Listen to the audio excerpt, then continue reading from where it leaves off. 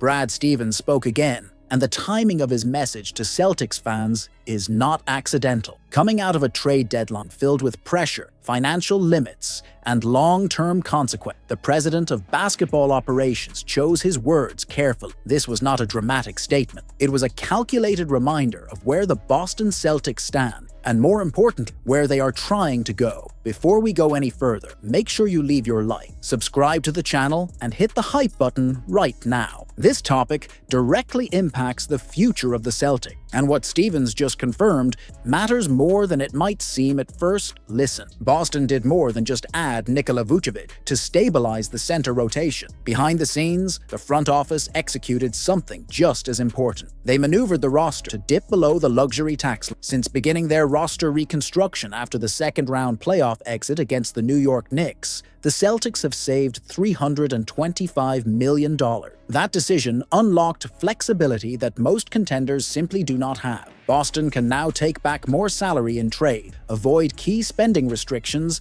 and operate freely in the buyout market if needed. But this is where Stevens made his stance clear. Flexibility does not mean recklessness. Despite having access to the buyout market, there is no indication the Celtics plan to cross back over the luxury tax line this season. Instead, they are positioning themselves for something bigger, a full repeater tax reset. To do that, Boston must stay under the tax line again next season. That single objective quietly influences every decision being made right now. Stevens knows it, the front office knows it, and the roster construction reflects it. In the short term, Boston still needs to finalize its roster. League rules require at least 14 players on standard contract, and the Celtics have 14 days to comply after the deadline deals are completed. The process has already started with Amari Williams being converted from a two-way contract. Ron Harper Jr. is expected to follow. From there, the team could turn to second-round pick Max Shulga or John Tonj, who arrived in the deal that sent Chris Boucher to the Utah Jazz. Both remain on two-way deals for now. There is also one other door open. If the right player becomes available on the buyout market and Boston can add him while staying below the tax, that option becomes extremely attractive. Every move is being filtered through the same lens. Stay flexible, protect the future. Stevens addressed this directly the day after the trade deadline, reinforcing that the financial decisions were driven by basketball logic,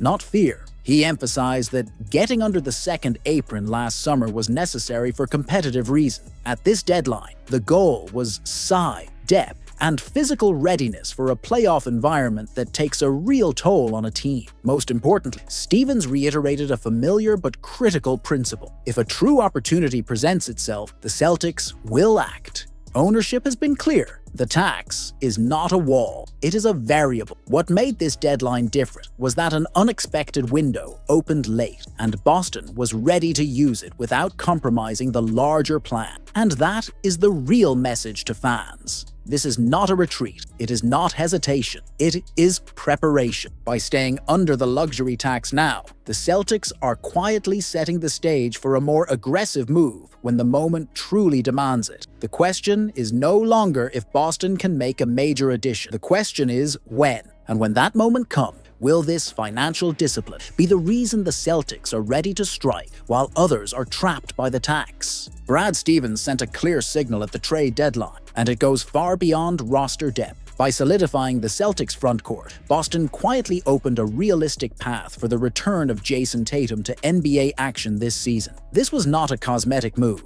It was a strategic decision with timing, pressure, and expectations attached. The acquisition of Nikola Vucevic in the deal with the Chicago Bulls addressed a long-standing weakness. Boston needed size, stability, and scoring reliability in the paint. Stevens delivered exactly that. A proven veteran center, a two-time All-Star, and a player capable of carrying offensive responsibility without demanding the ball every possession. For the locker room, for the league, and especially for Tatum, the message is obvious. This team is not waiting for the future. It is competing now. Tatum remains in the final stages of recovery from a ruptured Achilles. The decision to return this season is not trivial. It carries physical risk, competitive pressure, and long-term implication. But Stevens made his stance unmistakable. He believes in this group, and he believes this season still matters. What makes this situation even more is how the Celtics have performed without their franchise player. Boston currently sits at 34 wins and 18 losses, holding second place in the Eastern Conference. Only the Detroit Pistons are ahead, with a 4.5-game lead. This was not the plan. After trading Kristaps Porzingis and Drew Holiday and letting Al Horford walk in free agency, most expected a transition. Instead, Boston has outperformed nearly everyone. Jaylen Brown, Derek White, and Peyton Pritchard have carried the load. Defensively, the Celtics rank among the league's best. Night after night, they have secured wins that looked unlikely on paper. The clearest example came on Wednesday. Boston dismantled the Houston Rockets 114-93 on the road. No Jaylen Brown, facing a roster led by Kevin Durant and Alperen Sengun. The Rockets entered the game with the 5th best offensive rating in the league at 118.3. The Celtics held them under 95 points. That result was not luck. It was structure, confidence, and belief. Joe Mazzulla's influence has reached every level of the roster. Ron Harper Jr. scored 11 points and hit 3 shots from deep in his first career NBA start. Amari Williams earned a standard contract after grinding through the G League with the Maine Celtic. His 2-year deal, worth $2.7 million, adds critical depth behind Neemias Queta and Vucevic. The front court is no longer fragile. It is functional,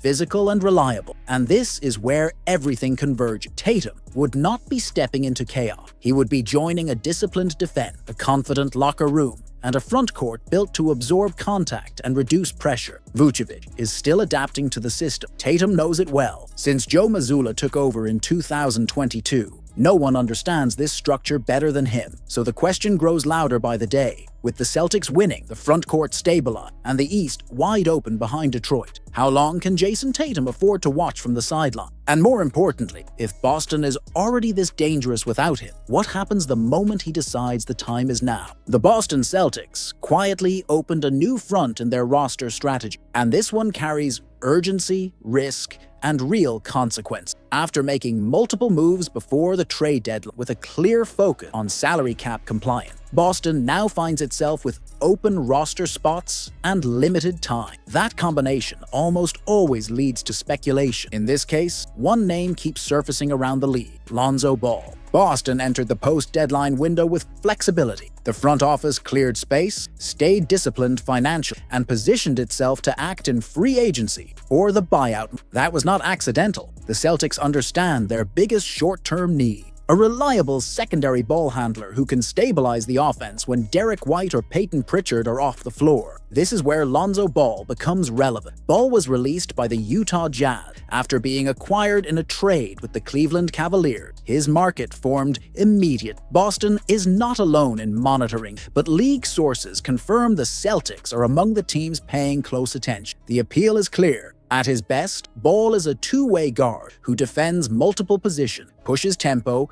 and keeps the offense organized without demanding shots. But this situation is not simple. There is a catch, and it is a serious one. Ball's medical history is the deciding factor. Multiple teams have formally requested access to his medical report before making any commitment. That alone tells you how delicate this evaluation is. Lonzo Ball missed the entire 2022 to 2023 season and the entire 2023 to 2024 season due to ongoing knee complication. This year, he has appeared in 35 games, but the production has been limited. 4.6 points per game, 4 rebounds, 3.9 assists, and just over 30% shooting from the field. Those numbers raise questions. At the same time, they do not erase the skill set that once made him a cornerstone piece. From Boston's perspective, the calculation is ruthless and precise. Financial flexibility remains the priority. Any signing must preserve their ability to stay under critical tax thresholds.